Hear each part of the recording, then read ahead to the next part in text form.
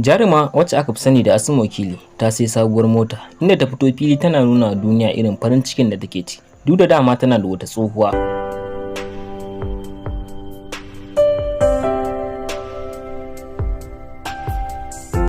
Assalamu alaikum, barkanmu da warhaka. Sannunmu da sake saduwa da ku a cikin wannan shiri namu. Har ila yau dai kada dai mu cika ku da wani dogon surutu. Muna so idan wannan shine farkon ziyartar ka wannan tasha ta mai albarka, ba tare da bata lokaci ba ka danna mana subscribe kana ka taba mana alama ta da sanarwa ta yadda zamu ringa sanar da kai da dan shirye-shiryen mu da zaran mun daura.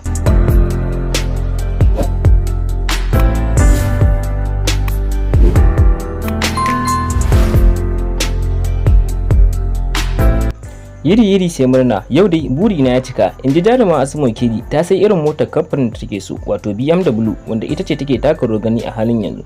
Duk da dai dama a da tana da wata tsohuwar mota wacce aka fi sani da Benz, wanda ake wa lakabi da GLK.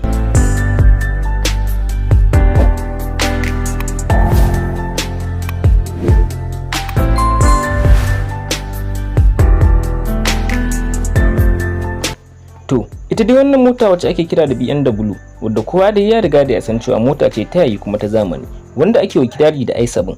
Motar ta kai kimanin naira miliyan 30, amma jaruma Asma Wakili bata ci gashin fidda wannan kuɗi ba, ta sai wannan mota. Har yanzu dai hakan ya janyo cece-kuce a cikin ƙawayenta mata, inda suke tambayar ta cewa ina ta samu kuɗin. Shin dama wani zai iya tambayar wani ina ya samu kuɗi, ko me ra'ayinsa?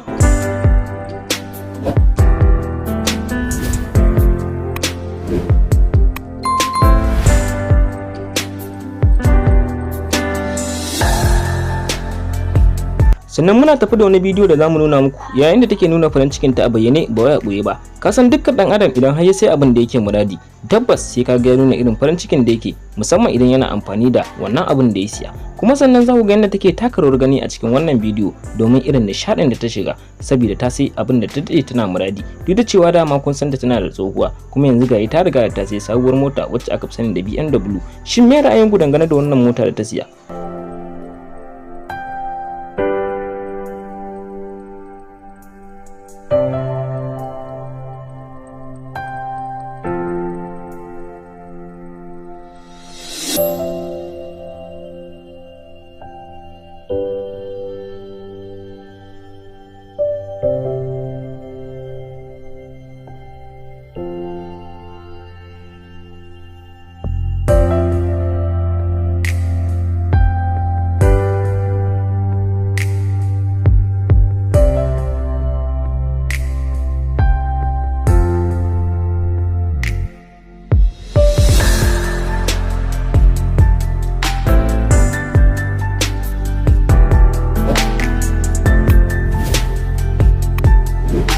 To, anan dai muka kawo muku ƙarshen rahoton namu ne yau. Muke cewa idan dare da rabo Allah ya ƙara sada mu da ku a cikin wani shirin namu na gaba. Kada dai ka manta idan wannan shine farkon ziyartar taka wannan tasha ta mai albarka, ba tare da bata lokaci ba ka danna subscribe kana ka taba mana alamar ƙararrawar sanarwa. Mun gode.